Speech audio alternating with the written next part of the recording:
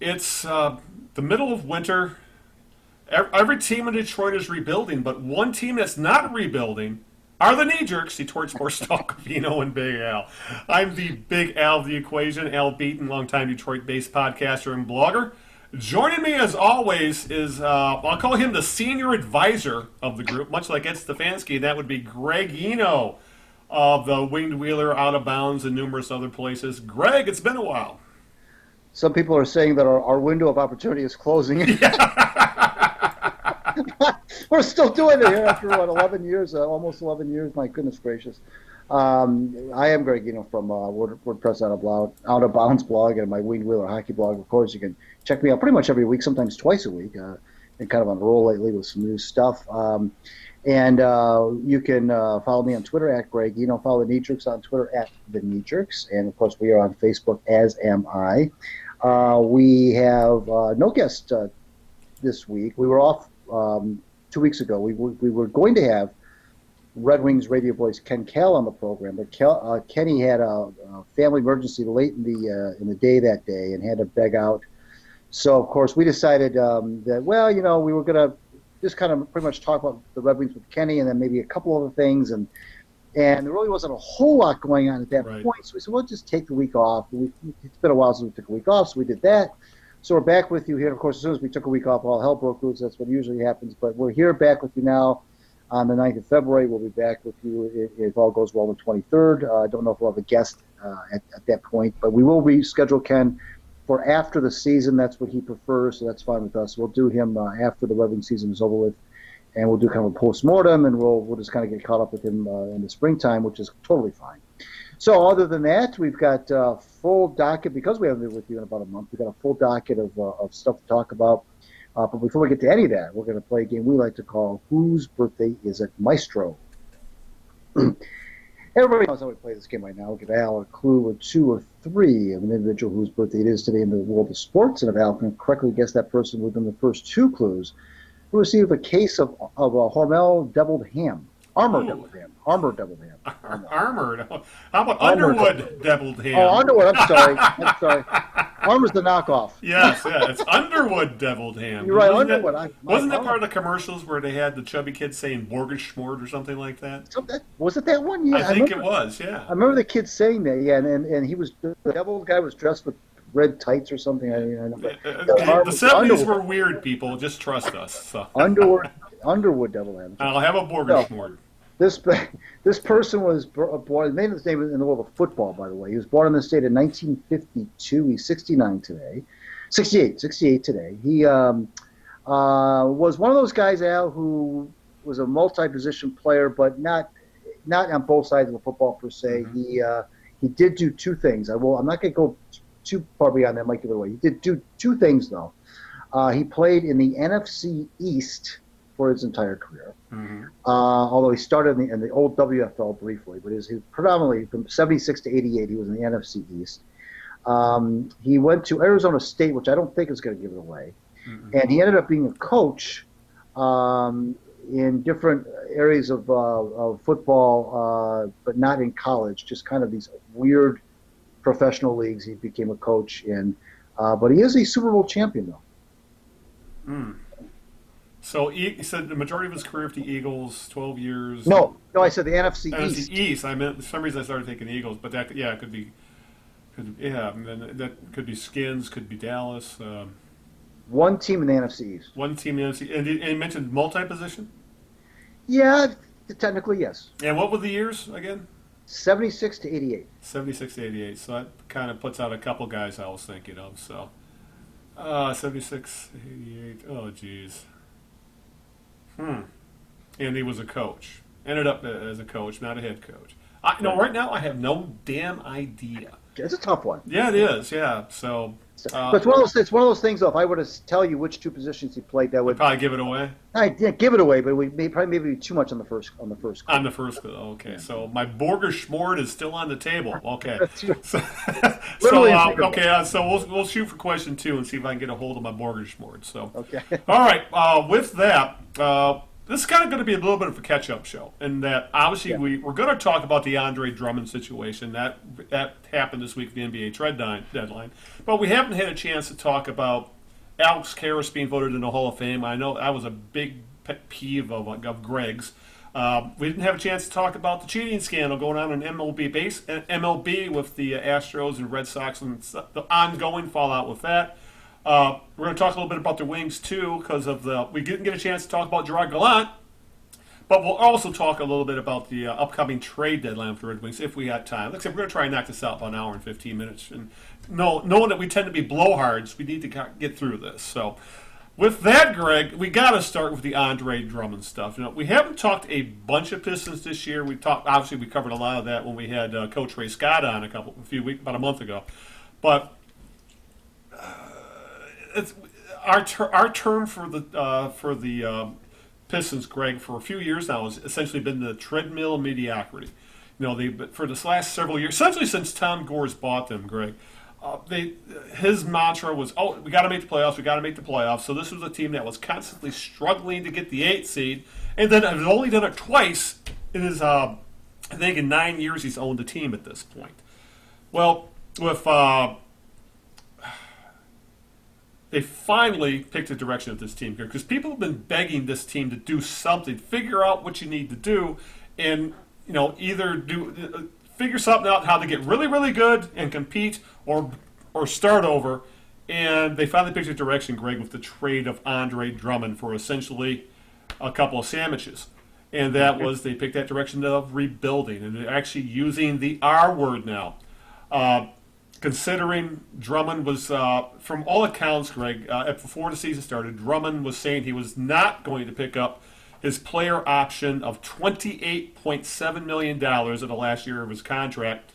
But that is seemingly kind of changing now that I think the Pistons kind of got a feeling that he was going to pick it up, because from everything we've seen going on at the trade deadline, Greg, players like Drummond don't have a lot of value in today's NBA, at least not at that price point. So if he picks it up, essentially we're doing the same thing again next year. This team continues on that. Maybe make an 8 seed, maybe make the playoffs, get knocked out, maybe not, have a bad draft pick, wash, rinse, repeat. So they said, the hell with this. We're not going to risk it. We're going to deal them to whoever wants them. And apparently one of the few takers ended up being the Cleveland Cavaliers, and they gave up essentially nothing to get Andre Drummond. Essentially now going to get a year and a half of Andre Drummond the way it looks. They traded expiring contracts, and they got to match the money for salary cap reasons, of former Piston point guard Brandon Knight and forward center John Henson, and a 2023 second-round draft pick that is the worst between the two that they own, their own and Golden State's. So, Greg, that's really trading a player for literally nothing, just to dump him and get him off the books. Senior advisor, Greg Stafanski, Greg. I guess I got that Greg is used as senior advisor in my brain. Ed Stafanski made media rounds day after this all went down, and actually pretty much used the word rebuilding. And that is something we have not seen this team even think about for ever. Not since the beginning of the going to work year, because this team has always been trying to compete since they actually started to compete again in the early 2000s. So now this changes things. This team has options, Greg. They were over the salary cap and hovering just under the luxury tax for the past few years. I mean, they were literally $3,000 under the luxury tax before the trade. And now, as things stand at the moment, with the expiring contracts they still have, and they are 34.9 million under the cap now. So for the first time in years, Greg, the Pistons have options to retool, rebuild, remold this franchise. I mean, they could sign free agents, even though next year is supposed to be a really bad free agency class. They could trade for players and not have to worry about salary. They could take on a bad contract, but take along assets with that, be it draft picks or young players. And, of course, they could pretty much sit on their hands for a while maybe sign some placeholder veterans to short team-friendly deals, and start to mold this core that we see developing right now with guys like C. Mihaluk and Christian Wood and Bruce Brown and Luke Kennard. There are the you can see the some of the building blocks. They don't, obviously they're hoping Sekou is going to be one of the foundation pieces, but you can at least, Greg, now see there's a core young players that they can start to make decisions about, maybe build around, and now they actually have options as to how they want to start improving this team rather than, well, we're up against the salary cap, we're paying two guys $30 million essentially in Drummond and Blake Griffin, and we can't do a damn thing. So now they have options, and this team hasn't had options in a very long time. So for all the people saying, oh, it was a bad trade and they gave him away, well, if you ask me, I think this is something that should have been done a year or two ago. They probably would have gotten more in return. But they weren't going to win with Drummond, and they can be just as bad without Drummond. So this was, if you ask me, the absolute right thing to do. It may not have been the right time to do it, but it was the right thing to do. It was the right thing to do. The Twitter blew up, excoriating Pistons for the lack of return on the trade, and some of that was, I don't think people understood that the way the NBA works is you can't make any trade that puts one team over the cap. You have to match salaries. And I think you have to be since a certain percentage, right, exactly. Since every team is close to being right around the cap, every trade pretty much has to be almost matching. Exactly. In this case, the combined salaries of Knight and Henson were close enough to the salary that Drummond was making to make that work, and so then it became those were the salaries that canceled each other out. So I think they're like $1 million and change now underneath that luxury tax. They have some wiggle room now. Right. So now and those contracts are expiring, by the way, so that they come off the books. So that's the other thing you're trying to do too. You're not only trying to match salaries, but you're also trying to get, if you're the Pistons, you're trying to get expiring contracts so that those salaries come off the books for you in the off season.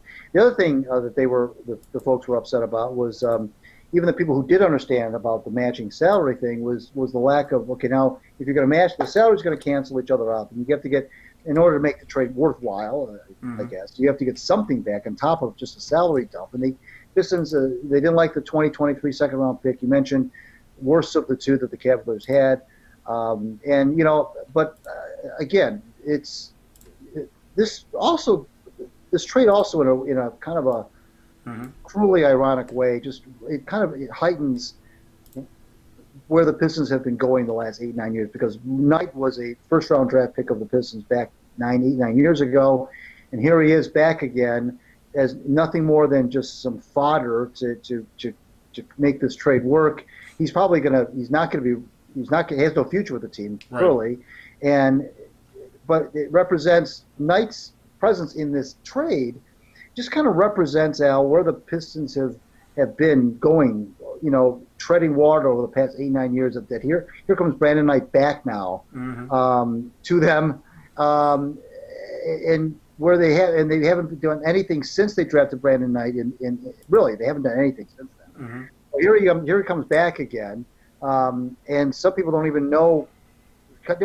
Right away, his name doesn't even ring a bell that he was with the Pistons, because he was only here for 2 years, and he was way back, 2011, 2013. And so they don't even know about the irony of that whole thing. But it was just, it was the return, even when you take in consideration the salaries canceling each other out. The bottom line is they traded Drummond to the Cavaliers for a second-round pick in 2020. That's essentially what it boils down to. Right.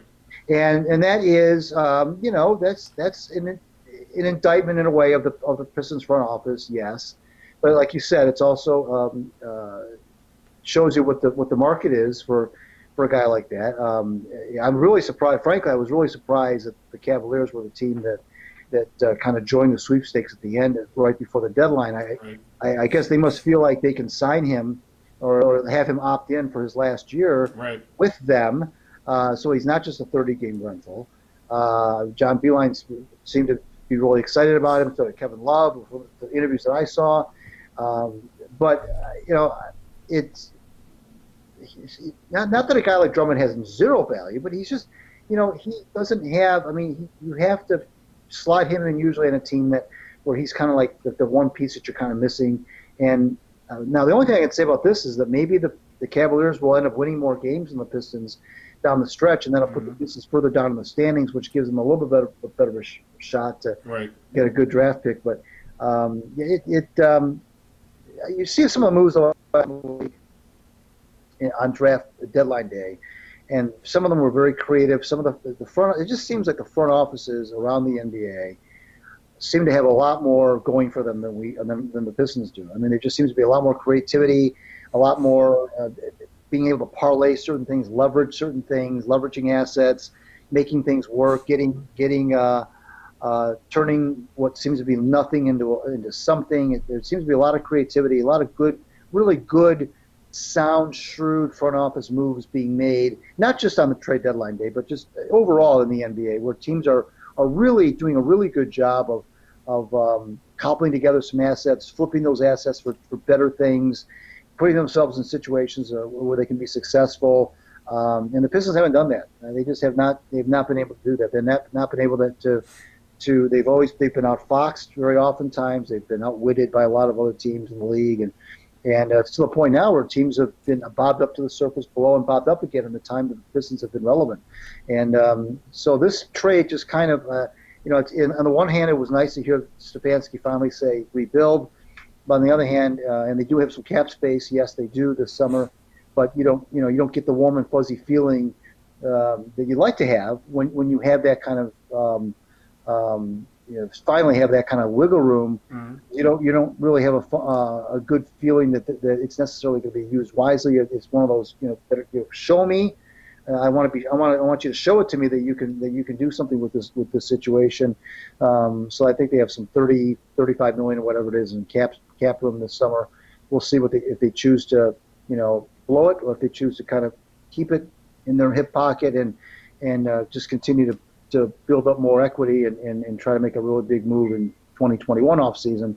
We'll see, but at least they're finally coming to their senses, coming to reality that this is.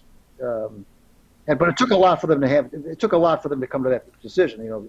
Blake had to get hurt, Reggie had to get hurt, guys that underperformed. They had to be ravaged by injuries before they realized that this was not. I think the Derrick Rose thing was, gave them some false hope, but he was really the only guy that was really doing anything consistently. So there you have it. Well, I'm willing to give Stefanski and Malik Rose, who seem to be the brain trust of this team, a bit of benefit of the doubt, because so far they haven't done anything to this point that I think was a genuinely bad move. I mean, they found Christian Wood for the league minimum, and the guy's making himself a ton of money right now. He's looked like he's going to be their starting center next year. Obviously, there was the Rose signing, which has worked out really, really well for them. They got Steve Mihailuk, who was actually has become a solid rotation piece for an expiring contract, and Reggie Bullock from LA last year. So. That so far so good. They have seemed, but they could always done these things. All but done around the margins, as they say. They couldn't make any major overhaul because of the contracts of Griffin, Drummond, and Jackson. Well, Jackson's is going to fall out at the end of this year. Obviously, Drummond's is now gone. All that's left is the $30+ million owed Griffin, and that's not going anywhere, obviously. But yeah, you're right in that. It all depends on how they use the money, because if we get another offseason like the one Joe Dumars had a few years ago, where he had a shit ton of cap space, ended up finding Ben Gordon, Charlie Villanueva, and remember the Josh Smith signing? Mm-hmm. That signings like that was one of the reasons why the Pistons are at where they're at now, because rather than rebuild, they tried to essentially tried to make players fit that really didn't fit, and they overpaid them to do it. And then obviously we're still living with the remnants of the Stan Van Gundy era, who I think he's a fine coach, but he was really awful as a general manager president, as we've seen how this team got built, and obviously that giant contract that Drummond got. But I think it says volumes, Greg, that of all the trade rumors that we heard out there, the only serious trade rumors ultimately were the Atlanta Hawks and the Cleveland Cavaliers. No contenders made any kind of serious pitch for Andre Drummond. Right. Which kind of goes to show where, if you where basketball is now. The traditional, there is a room for a traditional center in basketball, a guy who eats up rebounds, has his range is essentially the paint, but that guy is not worth $30 million a year anymore. 15, 20 years ago, Andre Drummond is probably like Shaquille O'Neal. He's up in that range. Basketball has passed players like him by. If you are not a stretch 4 or stretch 5, if you cannot hit jump shots, if you cannot guard on the perimeter, you are a dinosaur. I mean, the Rockets are playing essentially without a center at this point. They traded Clint Capella. They don't even really have a legit center in their team, and they're winning games because the game has evolved to, essentially a three-point game. Either shot you either drive the lane, go to the hoop, or you take a three-pointer. Low post moves aren't what playing in the low post, playing in the mid-range are not really considered valuable skills anymore because analytics and the math. You can hit, if you hit 40% of your 3-pointers, you're better off doing that than hitting 60% from 2. That's it's pure math. So which means guys like Andre Drummond, and I think a lot of the casual fans don't realize that is, Andre Drummond put up more than his share of 2020s. He's a double-double machine, but he doesn't make the people around him better. He handicaps them when it comes to playing teams who play the more modern way he can't cover stretch 5s. He can't shoot anything outside the paint. And even within the paint, he can't shoot very well. His offensive game is just too limited for today's basketball. And I think you could argue, Greg, that a lot of what Andre Drummond did was just empty stats. They looked good in the box score, but they didn't help to the Pistons winning, especially at this near $30 million a year price point. So for all the people screaming that, they didn't get anything of value for him, that's because guys of his skill set don't have much value anymore, pure and simple. Maybe they could have got more for him a year or two ago if this player option wasn't hanging over them and the big chunk of salary cap space. But even then, it probably would have been a low first-round draft pick at best or something like that. I just don't think his game translates to how the game is played today. Pure and simple. Well, there's no question about that. I mean, that's for sure. Having said that, I mean, there's still some value in what he brings, but it's not $30 million of value. No. $15 million, everybody would want him. Absolutely not. And the only team that I saw that has a winning record that was kind of, I guess, kicking the tires on Drummond were the Clippers. I heard the Clippers were kicking the tires. I don't know how serious they were. Right. We've talked about Drummond for a long time now. We said, what do you do with him? And I can't remember what you said. I remember I was leaning definitely toward trading him or just starting over without him.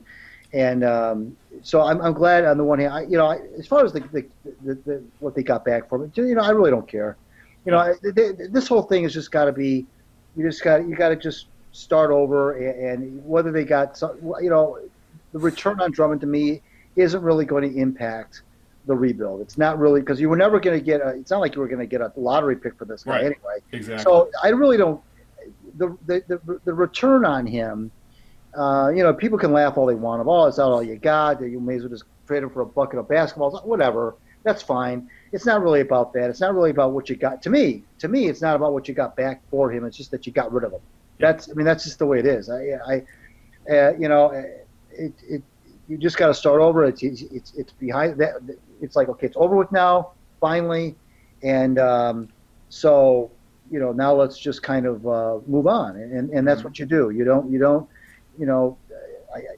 don't focus so much on what you got back for him. What you got for him was you got him off the books. That was your return. Yep. Your return was he's gone. I mean, essentially, the return on Drummond is that he's gone. That's your return. So now you're unshackled from that. Now you don't have to worry about him exercising his option for next year, $28 million. Now that's gone. That worry is gone. And now you don't have to try to trade him in the offseason or any other jazz. Just it's done. It's over with. Move on and get this rebuild, which is several years too late in the happening, going. Yep.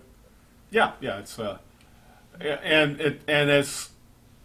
it was funny seeing how social media blew up when the trade went down. That was exactly what. That's all you got for an all-star player, a two-time all-star. I think the majority of it came from people who haven't spent 8 years watching the guy play, and people who didn't realize just how handcuffed this team was by that contract and the looming player option that would handcuff them for another year.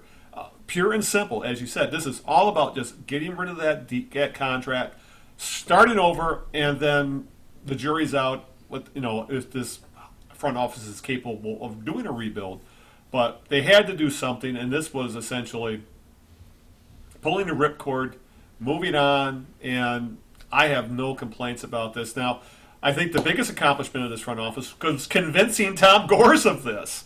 Yeah. For all these years, this guy said, "Oh, we want to compete, we want to make the playoffs," and there was all this internet chatter about how much Gores thought of Andre Drummond and loved having Andre Drummond as a Piston, and was one of the reasons why Drummond was still on this team and wasn't traded a year or two ago because of one, he liked Drummond so much, and two, because he wanted to compete for the playoffs.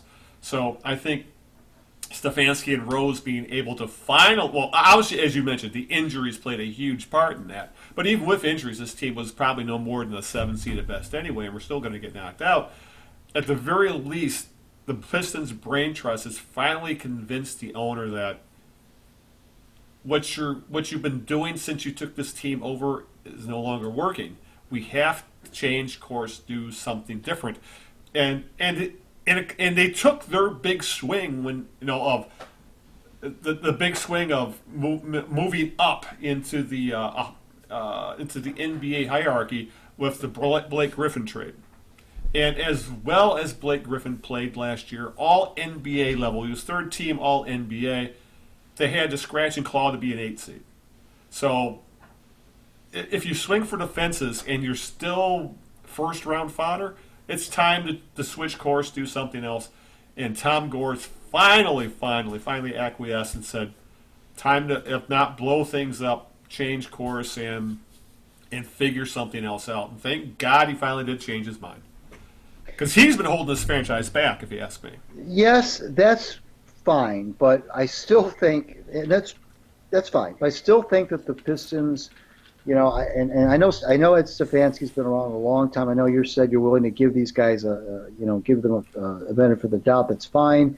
I just don't see, and I guess I really should kind of temper my criticism until I see what they do with this. Now that they've got Drummond off the books, now that that era is over, yeah, and now that we're essentially starting a new era, I guess I should keep an open mind, and I guess I really shouldn't be judging Stafanski on, heck, he's not even been here for 2 years, so I understand that.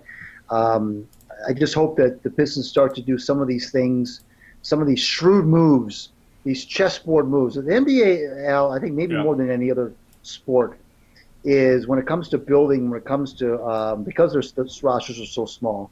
I think that whole shrewdness, that whole chess match, thinking ahead. That's why Danny Ainge was so good with the Celtics. And he's like a young Red Auerbach. He's always thinking ahead. He's always like 2 or 3 moves ahead of the rest of the league. And he's so much of the league now is based on looking at salaries and looking at assets and plotting things out. It's not really as much about the actual talent on the floor, and that's part of it, obviously, but it's also about, it's a chess game, and you got to think in terms of 2-3 moves down the road and how you can, flip some things, and creativity is a must, and I see a lot of teams in the league exercising that creativity, and the Pistons have not. But again, Stefanski's only been here less than 2 years.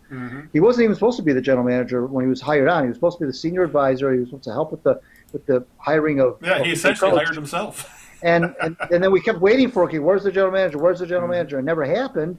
And then he just kind of, it just became like the de facto GM. And so he's the guy.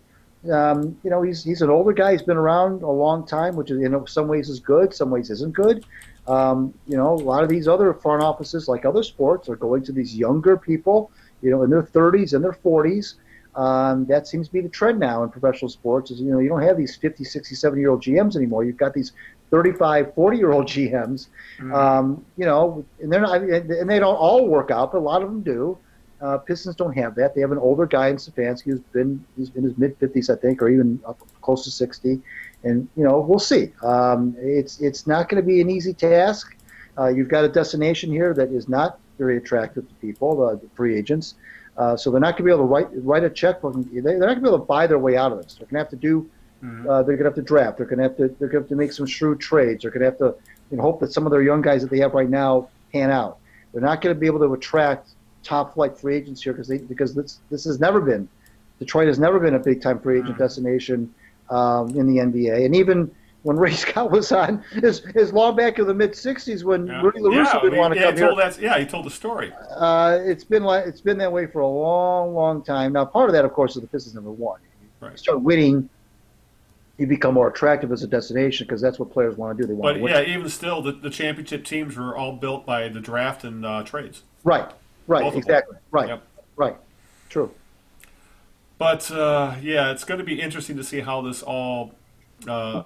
I wish they would have done more, but Stafanski literally pretty much said there was no market for some of these expiring contracts they had, specifically Galloway and Morris and Reggie Jackson. So, and there's actually talk that Reggie Jackson might ask for a buyout because the Clippers see him as a possible point guard, backup point guard solution. And if I was Jackson, I would jump at the chance if I had a chance to be a backup on a possible title contender, rather than being on the starter and a backup starter on a bottom feeder at this point, a rebuilding team. But even still, at least the team, Greg, I think suddenly became more interesting to watch. In the last couple of games they've lost, but have been, I think, more entertaining to watch because all of a sudden now we have, with Christian Wood and Thon Maker essentially becoming the front court.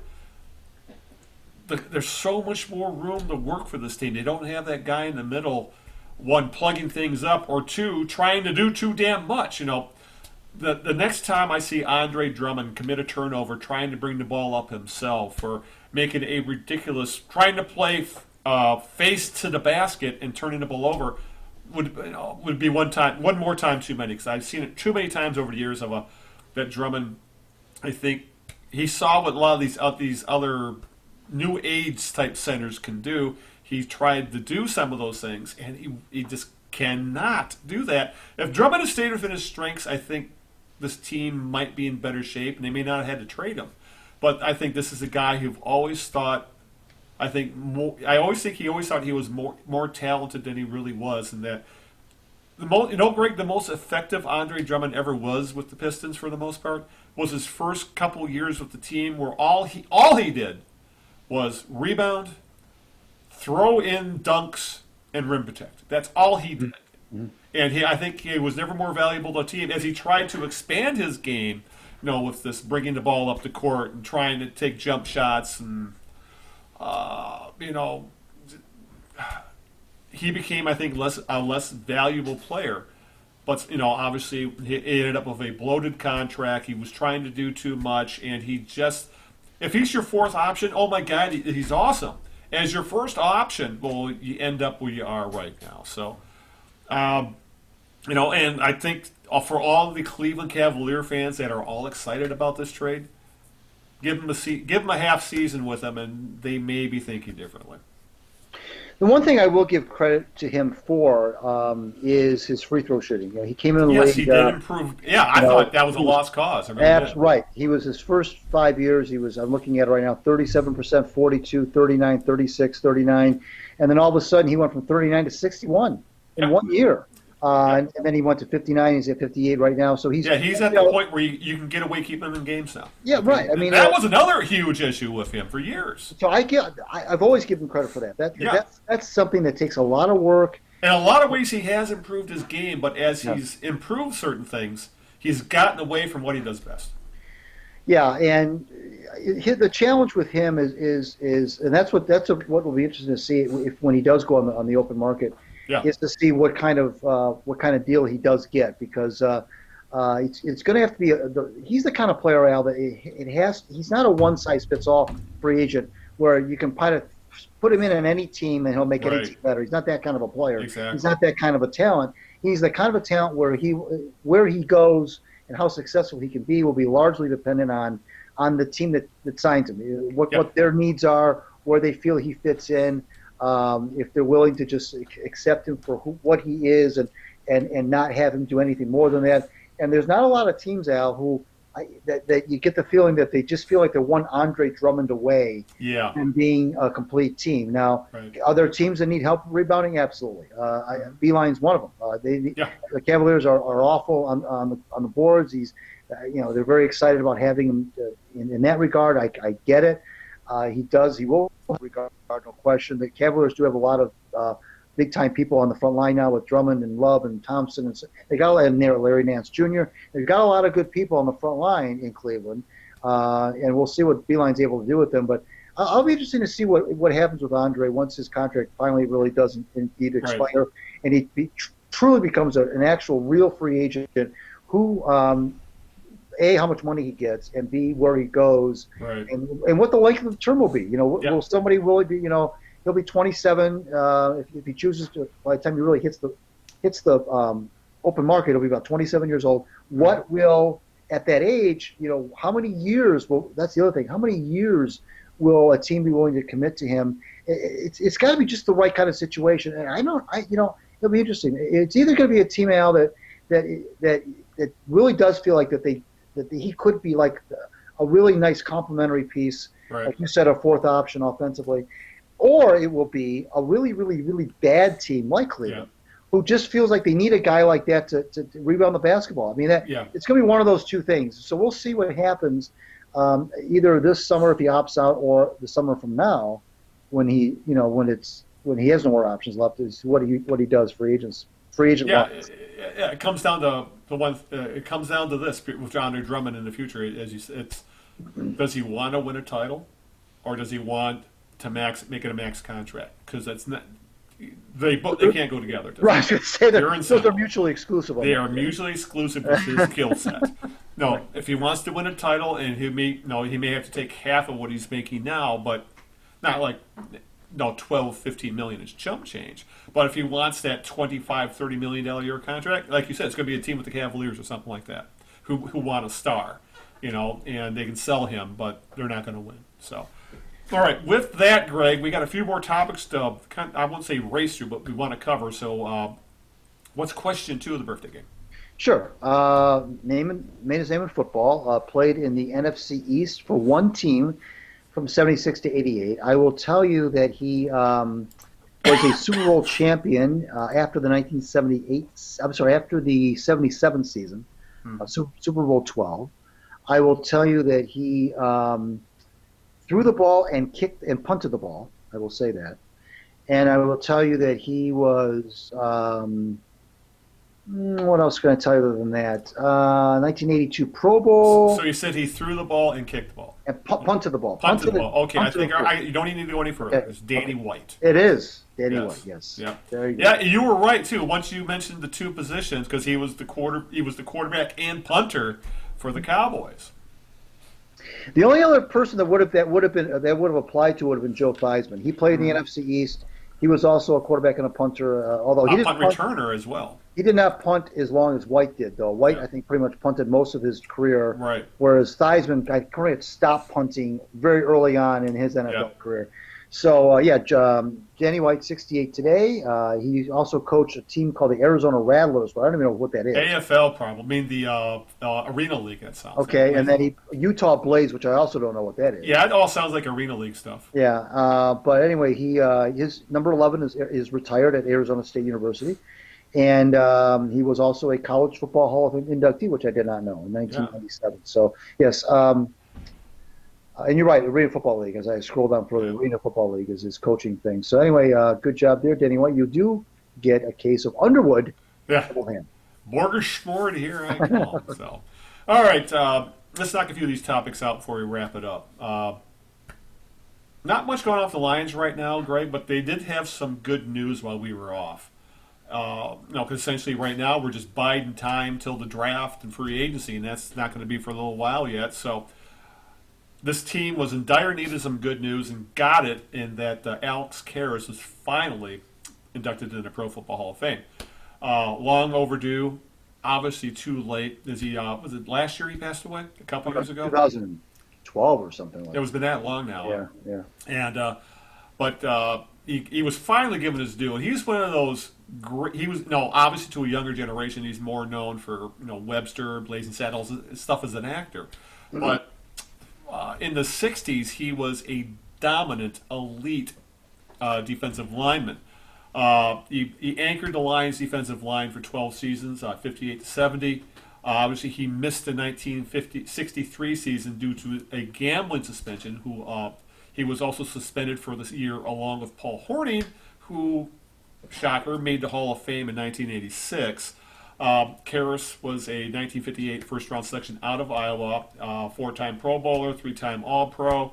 I believe he's in the College Football Hall of Fame as well. He was named a member of the 1960s All-Decade team, and he was part of the original Fearsome Foursome, because I think a lot of people don't realize that the original Fearsome Foursome came out of Detroit with Karras and Roger Brown, and I honestly can't remember the other two involved. It was Darius McCord and Darius McCord was one of them, right? Sam Williams. Yeah. Okay, there you go. The original Fearsome Foursome. Because they're all part of that famous picture, the Thanksgiving Day picture of the four of them essentially killing Bart Starr, sacking him together. Yep. But obviously it's a hospice honor, and I think a lot of it had to do that he didn't get in earlier because of the gambling stuff, and he was never contrite about it, unlike Hornung was. I think Karras for the most part, he did nothing wrong. But he's a Lions legend. He's a city of Detroit legend. He's a Hollywood legend. He was a very, very successful actor. And if you ever seen the movie Paper Lion, which essentially got him the acting bug, which was about George Plimpton's book about trying to play quarterback for the Lions in training camp, and Alex Karras essentially steals the whole goddamn movie.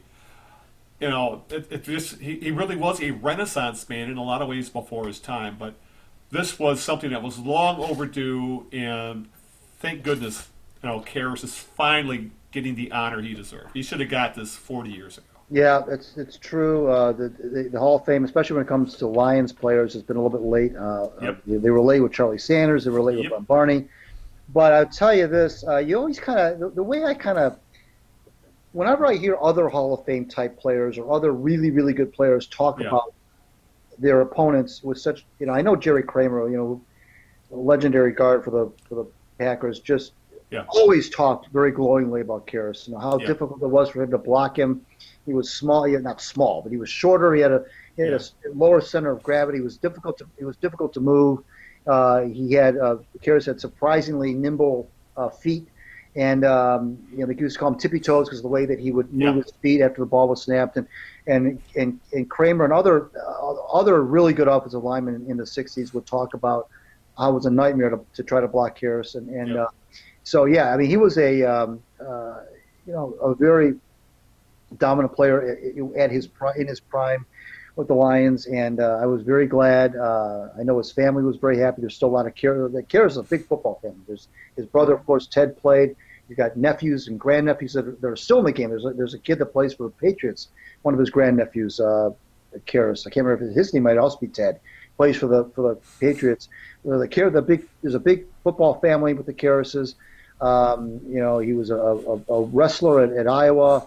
They won the Rose Bowl out there when he was there, and in Iowa, and it was good. I was really glad to see that happen. It stinks about the being after he passed away, but at least he's in there now. Yep. And it is overdue, but at least it happened, and that was good. I was really happy to see that. That was good, and it was and I think it was think it was universally felt that was deserved. I don't think that was just a Detroit thing. I think a lot of football observers that were not Lions fans or Lions observers were on board with Karras being inducted. So that's good, and I'd be interested to see who represents him at the ceremony. If it'll be, which he's got a lot of younger living relatives, so it'll be interesting to see. But I'm very pleased. Yeah, I think not long of the gambling. I think the other issue was that they didn't track counting stats with defensive linemen the way they do now. They don't have sack counts and things like that. Because if they actually tracked sack counts, Deacon Jones would probably hold the record. Oh yeah, sacks and things like that. Yeah. And so they don't have the tackle and sacks and tackles for loss type counts that. Right. Karras would have been a league leader if they'd actually counted things like that. So I think between the lack of counting stats and the fact that he was never contrite about the gambling stuff, he thought it was no big. Realistically, it wasn't really. It was just panty ante stuff. Betting, throwing $100 on it, which was chump change for an athlete. Throwing $50-100 on against the team at the Lindell. That's essentially, I think, what they were doing. So, but it's too late when he got in, and I think the one other issue is that the Lions, when he was there, never won anything because they were stuck behind the Packers. Right. The Packers were an elite. What the Lions won. Remember, I'm too young to remember this, but I remember hearing about it. That the Lions actually won the runner-up bowl 2 or 3 times. Yeah. No, this was like the NFL had its championship game, and then they had the teams that lost the semifinal played for third place essentially. So the Lions actually finished in third place a couple times by winning the runner-up bowl, I think, which became known as the Losers Bowl. So they just got because no one really realistically wanted to play in it. Right. But I think that also that the Lions being for the most because back in the '60s the Lions weren't a bad franchise. They won games. They were not considered the dregs of the league. They just could not get over the Packer hump.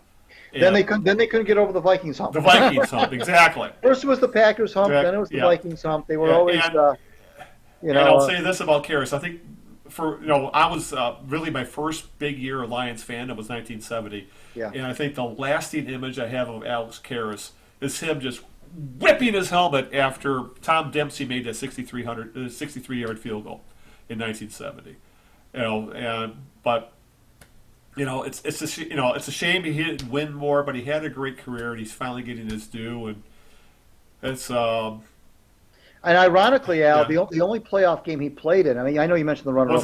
Was his last game? Was his last game as a player? Yeah, it was the 5-0 game. That was his last game as a player, and that was the only time he made the playoffs.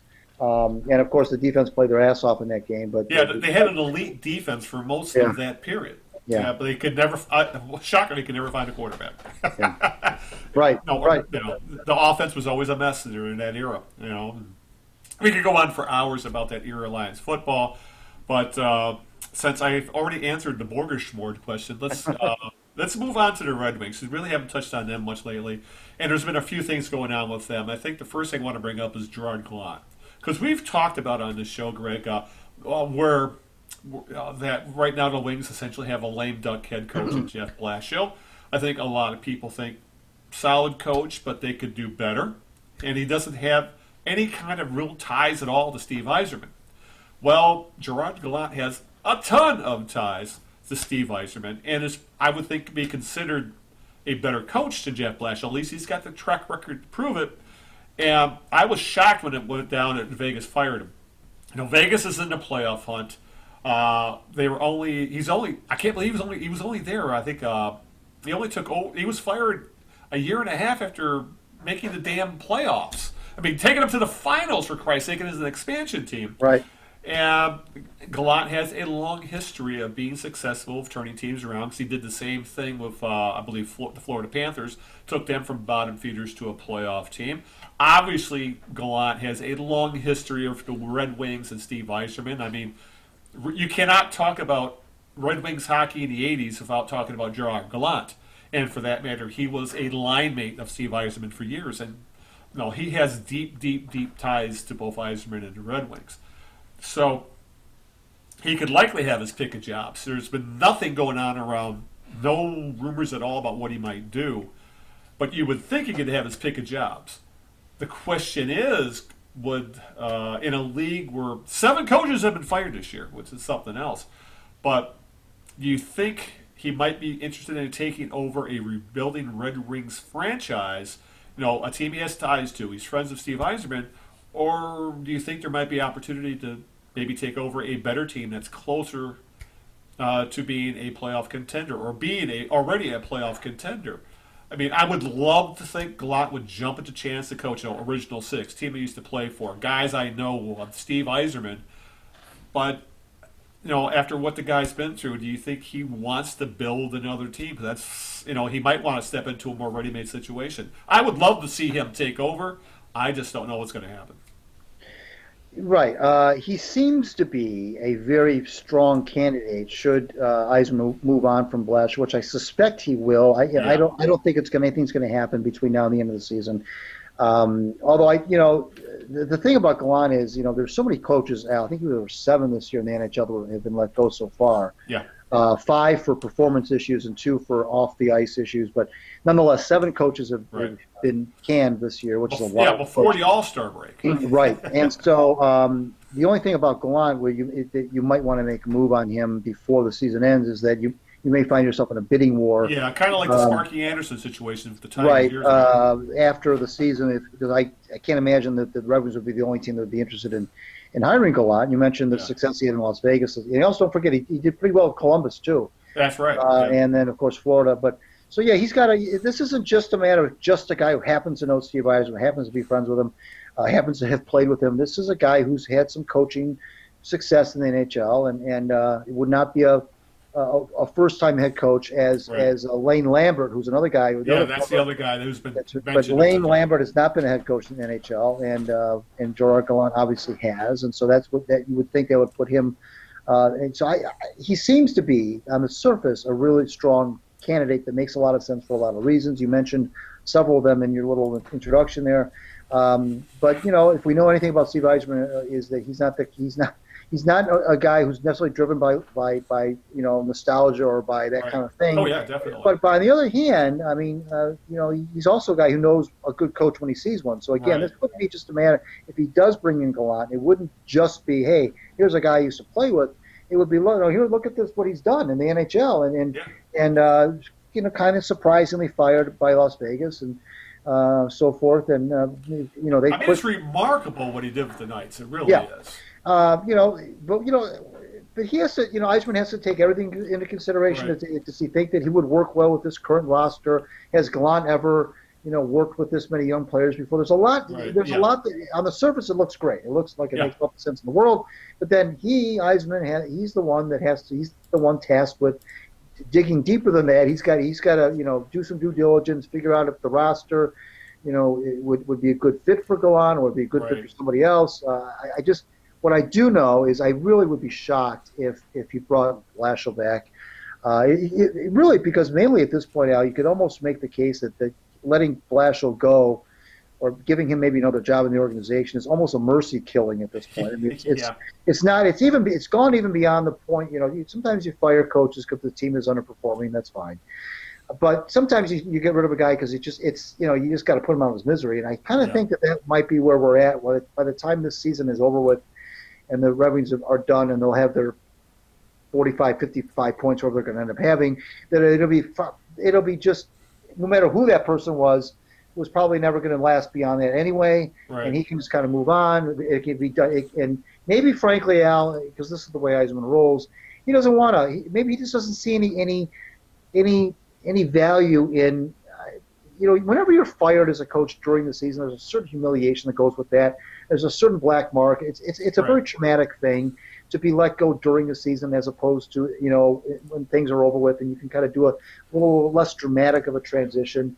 And Yzerman may think, at this point, I'm not going to put Jeff through that. I'm not going to, I'll just ride this thing out. Apparently he likes what he sees with what goes on in practice and so forth, and that's fine. Usually we have agreed to part ways at the end of his contract, and that's fine, and that's completely fine. And then we choose not to exercise the option and so forth, and then he can very cleanly and without any humiliation and embarrassment just move on. thank Blashill for what he did, and then move on to somebody else. And that's probably what's going to end up happening. And I understand that. I really do. There's obviously no good that's going to come out of making a coaching change at this point, unless you're going to bring in the guy, Al, who is going to be the guy. I mean, if you were to fire Blashill now and bring in Gallant, for example, that's one thing. But to fire him now, promote Dan Bilesma for the last 25 games, and Dan's probably not going to be the guy either. Right. I don't see it. I know the fans would like to see it, and I've even wanted to see Blashill be let go. But it's to the point now, we're this far into the season, 58 games in, where it's like, what? Why bother at this point? Yeah, the cons overweigh the positives at this point. Just ride it out. And, I think in a lot of ways it would be the best for Blashill's reputation as is, because he still has a solid reputation as a coach in NHL. I mean, how many years has he coached the Canadian team in the World Championship? Oh, is it the American team in the World Championships, for example? Things like that. I think it would be best for all involved if everybody just washes their hands of the situation, shakes hands, and go their separate ways. It just makes sense. And sometimes it's just time. At the time I thought Blashill was the right hire. He may have been, but this team was due for a course correction. They made it. He's probably not the right guy to steer the ship at this point. So, I don't think Blashill's a bad coach by any means. I just don't think he's the right coach for this franchise at this point. And I think the Wings could do better. And as smart as Steve Yzerman in the front office is, I'm sure there's been some back channel communications as to who's out there, who they may want to talk to, who might be available, who might be interested. So, because Yzerman's already got a list of coaches he'd be interested in, and you would have to believe Gerard Gallant is on that list. But it makes sense for him to come to Detroit, but I can also see Yzerman going his own way. Well, who knows what happens if John Cooper becomes available out of Tampa? You never know these things. I'm sure he'd jump on him in a second. So which might be part of the reason why you don't make a change right now. Exactly. You could still do your interim thing and promote Bilesma or whoever and just let him ride out, and you could still make your be on the market for a coach. But that doesn't make any sense right now, because that doesn't. I mean, why bring in let a guy coach for 25 games? You have no intention of being, probably have no intention of being the coach going forward, when you can wait, like you said. As many coaches openings as there are right now, because there are 7 teams, Al, that have let coaches go. Yep. Some of those teams are riding with interims right now. They haven't necessarily named. They haven't really signed a lot of guys to long-term contracts to replace them. So there's going to be a lot of teams out there looking for coaches, and there could be more coaches, like you said, looking for work. So I can understand, and frankly, Al. Yzerman he knows that despite the fact that the Red Wings have been so bad this year and have not been in the playoffs for several years, he knows that there are 2 things that he's got that they do have going for them, which is there's still a lure to the Red Wings brand. I mean, if you're a coach, that there's still that Red Wings aura, despite the lack of success in recent years, is still very strong. You can't tell me that there aren't a lot of good coaches that would love to come to Detroit, coach that franchise where you'd be treated well. You're working with a guy like Yzerman. He's the other X factor is working with Yzerman, who I think is garnered a reputation. So he knows that. He knows that he doesn't have to just settle for a coach. He knows that he's still got the Red Wings brand here. They're building something here. The cupboard isn't empty. There's a lot of good young players. Do they have holes? Of course they do. But there are a lot of young players. There's something to work with here that I think that would excite.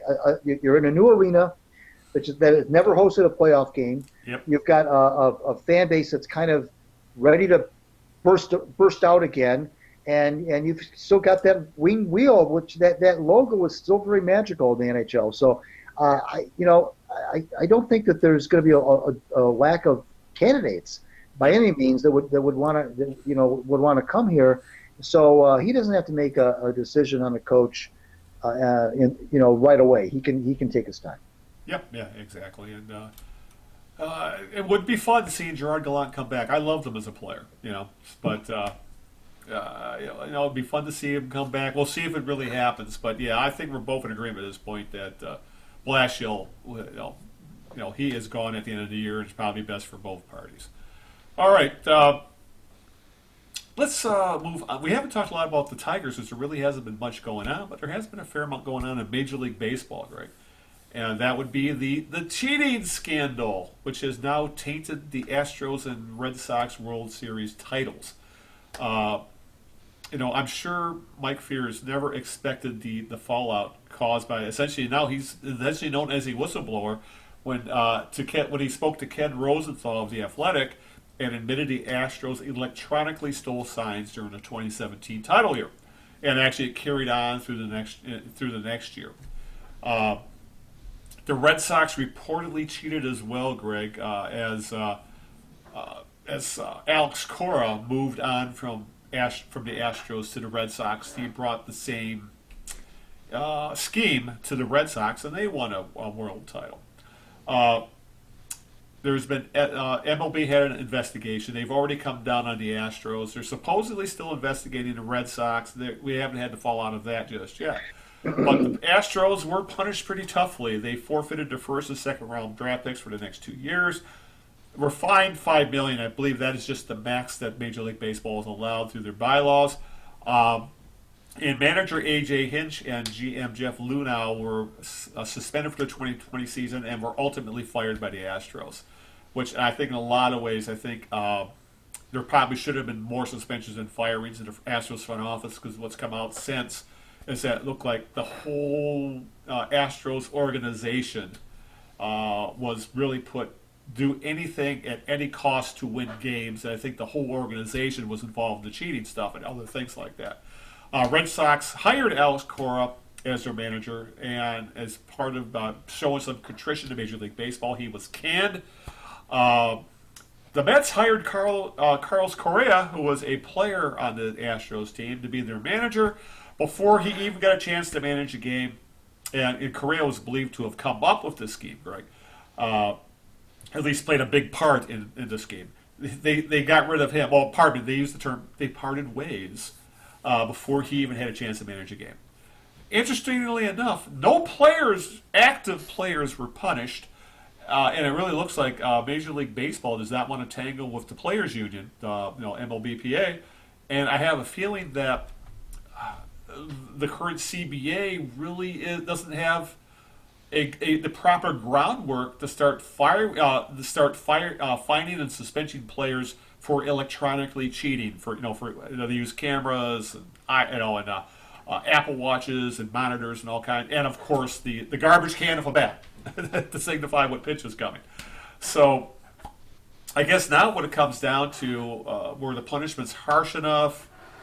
Should there have been more fallout? And are these World Series tainted and should have an asterisk? Or for that matter, should they be treated like an NCAA violation and like Louisville a few years ago, and just say that game never happened? So, personally, I'd be fine if the asterisk, and I think there should have been more fallout with this. I think there should have been players suspended. There should have been players fined. And I think Major League Baseball, to be honest, did not come down hard enough. I think they came down. They look like they came down hard, but I still think they could have done even more, because there's two no-nos in Major League in baseball, Greg. It's gambling and this kind of cheating. And the Astros, man, they just took this to the absolute limit. Well, I mean, I guess I don't understand, Al, why people are kind of trying to poo-poo this. Baseball, baseball kind of created their own mess here. It's kind of like trying to put the toothpaste back in the tube. For years and years and years, baseball's been the kind of game that you kind of wink. There's been a lot of wink, nudge stuff going on in the game, and with spitballs and the Gaylord Perry thing, and the gamesmanship that goes on. There's, I don't know of any sport that has as many unwritten rules in it as baseball does. Oh God, yeah. And so they've what they've done, Al. They've under disciplined. They've under legislated the game for a long time. for every Kennesaw Mountain Landis, hammer that's come down, there's been a lot that haven't. To me, they've under-legislated the game in a lot of different respects. Right. To the point where now, when you do try to come down hard, it looks like you're overreaching. Overreaching, yeah. When you're not, you're just trying to level set. You're trying to have a response that is appropriate. But because in comparison with some of the responses that the game has given in other areas, it looks like you've really thrown the book at somebody. Yeah. And I think you're right about the players getting off scot-free. I understand the whole thing about the buck stops here. If it happens on your watch, you're culpable. That's why the GM lost his job. That's why the managers are losing their job. That's why Carlos Beltran had to give up his job with the Mets and so forth. So I appreciate their willingness to want to instill some accountability in this whole thing. But baseball is just, unfortunately, is just under-legislated themselves and tried to let they've tried to let a lot of the legislation be done by the players. They've tried to have a lot of this be enforce the rules with this unwritten stuff. Right, the unwritten stuff and the gamesmanship and so forth and this it's not and the other thing I'm trying to get people to understand, it's not just flat out the sign stealing that's the problem. I mean, sign stealing is fair game as far as I'm concerned. But what's not fair game is to use these kind of you don't put a guy in center field with a damn camera and have him stare at relay signs. So, and I know people have come at me with these. George Kell did something in the 50s, and they did something, and they did this then. Okay, that's fine. Doesn't mean that. That's just gamesmanship. Well, apparently Kell came up with some sort of electronic system. Okay. It doesn't matter in the sense that just because somebody got away with something 60 years ago, doesn't mean that you still can get away with it. I mean, well, you know what, George? What is Rob Manfred going to say? Well, you know what? I'm not going to penalize the Astros because George Kell did something back in 1955 that got unpunished. So that means that these guys don't get. I mean, that's ridiculous. I mean, I'm not naive. I know this has been going on, and I know it's been going on with systems that are more elaborate than just using your eyes and ears to figure it out. But it still doesn't take away from the fact that what they did was illegal and they should be punished, period. Now, I'll say this. What team is going to do it now? What team is going to do it now? And isn't that the goal, Al, of these punishments is to make sure that this does not happen again. That's the goal. That's the goal, right? If that's the goal of any punishment, is to, if you're going to use a team to be or use somebody to be a poster child, well, then so be it. The bottom line is, do you want this to happen again? And I started the discussion by saying I don't know why people are poo-pooing this, and the reason I say that is I asked them, don't you want as clean of a game as you can see? Don't you want to? And I know people, even people who don't pay their money to go see the game in person, but even if you're just watching on television, don't you want to see the most clean game that you can possibly see? I mean, I understand baseball's had some issues with, PEDs and so forth, but don't you want to see the cleanest game you can? I mean, doesn't that take away some of the interest and fun to you if you know that one team has a significant advantage over the other because they're breaking the rules?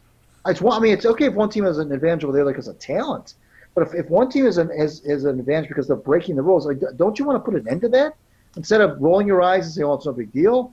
Yeah. I even saw one guy. I can't remember. I tweeted him out and I blasted him before. I think he writes for, I want to say Newsweek or one of those traditionally more of a news outlet that said that baseball needs more cheating. Baseball should be more like it is on the sandlots, and there should be more cheating involved, and there should be more. I'm like, what? Yeah. So I don't know. For all the money these guys are making, and I always hear, and the other thing I hear too is the same people, Al, that are complaining about they don't want the electronic umpires to call balls and strikes, and all these people who don't want all this stuff are the same people who will bitch about the Armando Galarrago perfect game being ruined. They'll bitch about all these calls that are wrong that could have been made right, but they don't want to install any other technology because they want the human element in the game, which the human element has always been the players. that's the human element. I mean, the human. So we've got this technology to make the game as not only as legal as we can, but as precise as we can in terms of the calls being right. Isn't that what you want? I mean, don't you want that? So you don't. I mean, baseball is full of this thing about how in my day we had umpires kicking dirt on the. I mean, managers kicking dirt on the umpires. We had, all these unwritten rules, and we had all this cheating, and there was what the players legislated and enforced.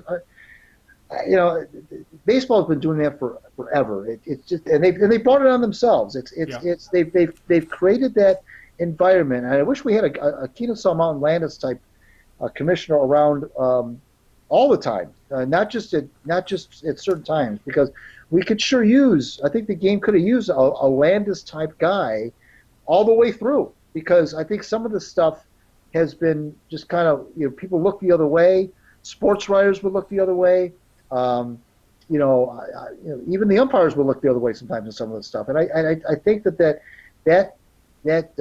culture has pervaded the game, has been pervasive for so long that it's awfully hard now to try to right the ship. It's like turning a freighter around. It takes a long time. So this is a step in the right direction, and I think that baseball got it right. I agree with you that maybe some players could have been taken to task as well. I think it was an easier, maybe a lazier way of punishment to take the manager and the GM to task only. But it affected Beltran, like you said, taking his job with the Mets. So in a way, he was the only player, if you will, even though he got penalized as a manager. It was his actions as a player that cost him his job with the Mets. So, and by the way, hats off to the Mets for doing the right thing. Hats off to everybody with the Astros for doing the right thing, the Red Sox were doing the right thing, and the Mets were doing the right thing. Thank God nobody kept their job, frankly, in light of these. But you're right about a lot of the bad takes, because we're seeing a lot of hypocrisy being exposed here. You know how vocal Justin Verlander was about about cheating and things like that, or for that matter, guys who beat women. But then when you sign up a team who has a guy who plays with one who, Osuna, the reliever, who was went through a whole 9-yard investigation with beating his wife, and he never said boo about it once he went to the Astros, and for that he always came out against cheating, but he hasn't said boo about it since he became a beneficiary of it, with the run support, And another one that got me is Jessica Mendoza, who was part of the ESPN Sunday Night broadcast, who was also double dipping as a Mets advisor. I mean, the conflict of interest there just is ridiculous, and that's another discussion. But then she went on record and she doubled down on this argument a few times. In that, she said Flyers should have never went to the media. Should have went right to Major League Baseball. Should have went to the front office. Should have went to the commissioner's office. And you know what happens then? Then it all gets swept under the rug. None of it becomes public. There might be a few weird, oddly worded suspensions or fines or something. But the fallout, it doesn't cost people their jobs. It doesn't get to this point. It just feels like he should have been protecting his own, and it comes off as, when you say stuff like that, you're just about protecting the status quo. You're not about protecting the integrity of the game. And what the stuff Mendoza said about, essentially, it's like saying, Deep Throat never should have went to the Washington Post for Watergate. Essentially, that's, it's a different level, but it's the same argument. And the only way this was going to get exposed is if a respected media member, and Rosenthal is definitely that. He's one of the leading baseball talking heads out there, and writers. For him to report this, it immediately becomes legit, has to be investigated. If Fears had taken this, if he had done anything else other than that, I don't think we have near the fallout we do. So, a story like this shows why we need the media, because even there are shockingly, there are legit journalists in sports. Rosenthal is one of them, and the work he did with this helped expose a monstrous cheating scandal. And for anybody to say we should have kept it in house, that's just being disingenuous. That's bullshit. Oh, I agree, and that's part of the problem. That's part of what I was talking about baseball having that culture of boys, that boys will be boys mentality, and you don't go against the code. And fires. I'm sure there were several unwritten rules that fires broke. That's for damn sure. Yeah, and you can say, well, it's disingenuous because fires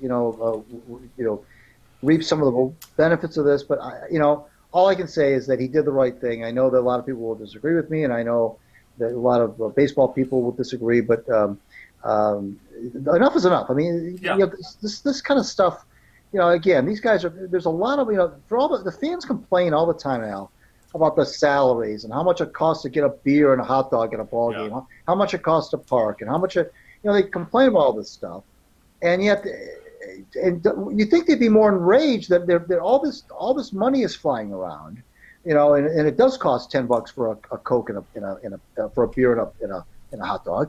You think they'd be more outraged when they see that teams are cheating on top of it. You think that would make them really angry. That they're casting, putting the game that costs so much money. Now on top of it, we got to worry about cheating on top of it all. You think they'd be more outraged about it, but again, there's this culture of wink, wink, nudge, nudge, and for some people, it's just a simple matter. They just can't grasp the difference between real good gamesmanship type sign stealing done legally. Because frankly, Al, there's nothing that says you have to even have signs. It's not even something that's in the rule book that teams must have signs. No, teams choose to have signs. Okay, they choose to have signs and they choose to communicate non-verbally in order to whether they're going to steal, hit and run, take a pitch, what have you. If you're going to create a system that are not in the rule book that you're going to have these non-verbal signs that it's okay, it's fair game then for the other team to try to decipher those signs. I have no problem with that. But it's this going, like you said, taking it to another level and using this electronic help. That's the problem. And some people just for whatever reason just can't seem to draw the distinction between using that kind of assistance and just good old-fashioned sign stealing. Yeah, it's it's hopefully this will do. I'll just say, this is great that they were able to do as much as they have anyway, and figure out, still seeing out as to how this all went down and what they're going to do for punishment and finishing it. And we still don't know what's going to happen with the Red Sox at this point. But I'm sure another team will come up with another scheme. And there will be another cheating scandal somewhere down the line. Because as you said, this has been going on for generations. I mean, I remember there was this whole story about the '51 Giants. Having a guy with binoculars out in center field, and they were relaying signs that way. This goes back generations. So teams are going to cheat. Hopefully, they just don't cheat to this extent. But yeah, Flyers did the right thing. Rosenthal did the right thing. Major League Baseball is trying to do the right thing, even if they're not going far enough. And the guys who lost their jobs all deserve to lose their jobs. I just feel there probably should be more guys that lost their job and more suspensions. But, hell, I'll take what I can get when you're talking about an organization like Major League Baseball, Greg. All right, we need to wrap this thing up because I know you got to watch the red carpet tonight because the Oscars are going to be on soon. So, and he also has to pick up his daughter from work, but that's something else. So who's your jerk of the week?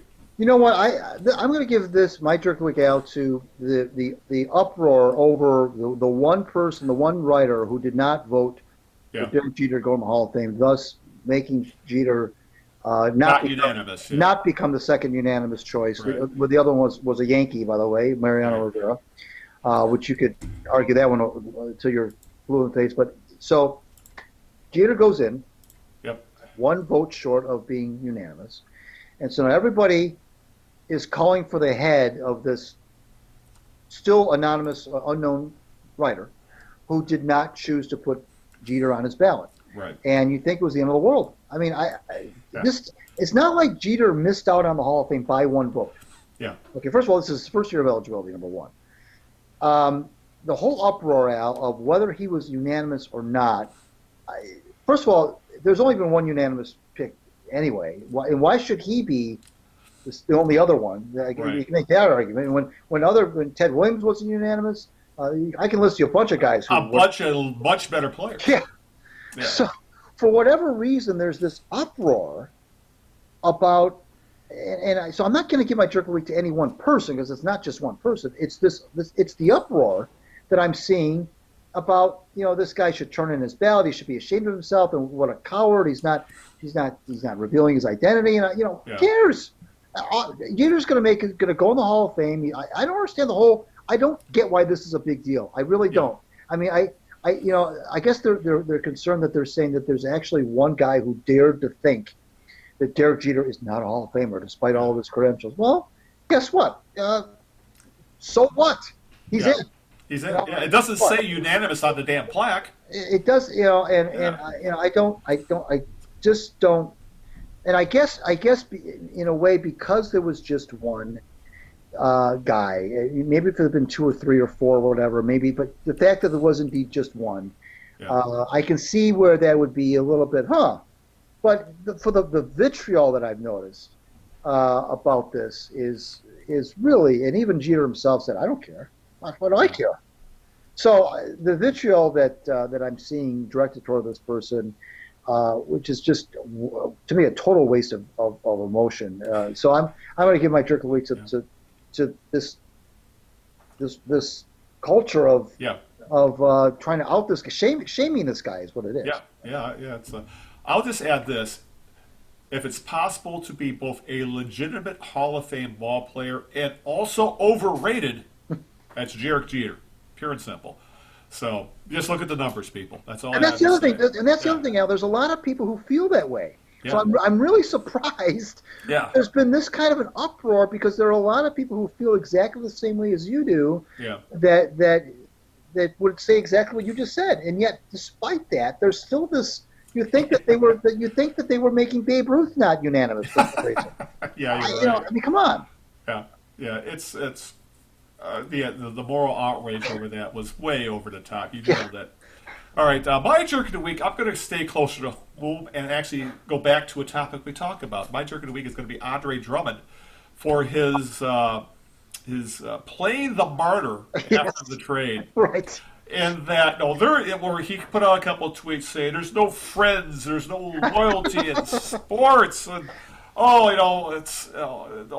is me. Conveniently forgetting to say that the Pistons paid him $100 million to play a freaking game. Yeah. I realize that for as glamorous and fun as being a professional athlete looks, it's not the easiest. It's a hard job. It's not the easiest thing to do in the world. And being uprooted from the only organization you've ever known and the only professional home you've ever had, I'm sure it sucks. But you're only going You're only going 4 hours down the damn road. You're going to hop on. You're going to go south on 75, hit the turnpike, and then go past Cedar Point, and you're in damn Cleveland. But the fact that when players play the loyalty card. After you said before the season starts that I'm looking forward to free agency. Right. What the hell is it? It just kind of really drives home the Andre Drummond is a man-child thing. He doesn't, for some reason, he can't figure out the hypocrisy and just genuineness of what he's saying. That he can't wait for free agency, but then he bitches that that he's been traded despite making generational wealth that'll set up his family for a century. So my jerk of the week is Andre Drummond for playing the woe is me card. I think I'll just say this. There's very few situations where a professional athlete playing the martyr looks good. Right. This is definitely not one. Right. And frankly, Al, who would have? What if Drummond? What if the Pistons had not traded Drummond and he had given indications that he was going to pick up his option, he was going to play out that year, and so forth. And then what would have kept him from saying, "Oh, guess what, guys? I changed my mind. Yeah. I'm not going to opt in. I want to hit the market right now." Right. Nobody would have said, "Oh, where's the loyalty? Where's the?" That would have been it's a decision. It's a business. It's a business decision. Yeah. All these things. It needs to be treated as such. That's all it is. You hit the nail on the head when you said that it's very difficult to play the woe is me card, loyalty card. Oh, they did me. Boy, did they do me dirty.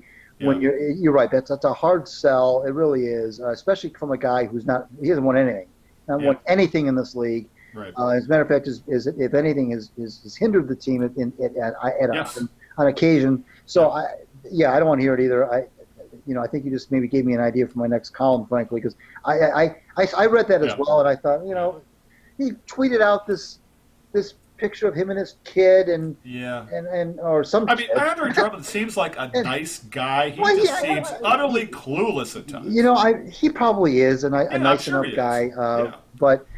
I'm not going to kill a guy for naivety. Naivety is one thing, but when you try to, generate this public sympathy, you feel sorry for me because, I feel sorry for me who's making $29 million a year, and I'm with you. I don't want to. All right, Greg. Let's wrap this show up. Can you get out any plugs, thank yous, who we may have coming up? What's going on? Yeah, no plugs as far as who's coming up. We will be coming up on February 23rd. We'll be with you. Whether or not we're with a guest, I don't know yet, but we will be with you on the 23rd. And like I said, Ken Cal, after the season's over, that's fine. Read me at my Out of Bounds WordPress blog and also my Wheeler WordPress blog. Follow me on Twitter at Greg. Follow the Knee Jerks on Twitter at the Knee Jerks, and of course, I have to give thanks to my lovely wife Sharon for putting up for this nonsense, and thank you, Big Al, for making Sunday nights so gosh darn fun. Indeed, I appreciate you taking time out of your busy schedule and almost missing the Oscars to record. I'm not going to let you live that down at your minute. You guys want to watch the Oscars tonight, but okay. I also want to give a shout out to Linda, and for that matter, I'll give a shout out to Linda's son Rob for. I guess I could say they saved my life while I was up at the cottage. I fell through the ice while we were snowmobiling. And they had to literally drag me out because I was in water up to my neck and could not get out from the ice. So she doesn't only save lives in the air, Greg. She saves lives at the cottage. But I'm glad I can laugh about it now because it was a pretty scary situation at the time. Also, if you want to listen to the show, of course, we're available in pretty much every podcast platform. Apple Podcasts, we're on Stitcher Radio, iHeartRadio, we're on Spotify, we're on Google Play, we're on YouTube where you can see video of us yakking away. You can also go straight to the source, go to the kneejerks.net. That'll take you to the podcast page of all the show notes, all the links, and also just right-click, download the MP3, and listen to it at your leisure on whatever you want. As for Stitcher, Stitcher is my preferred one as it's available. It's pretty much platform agnostic.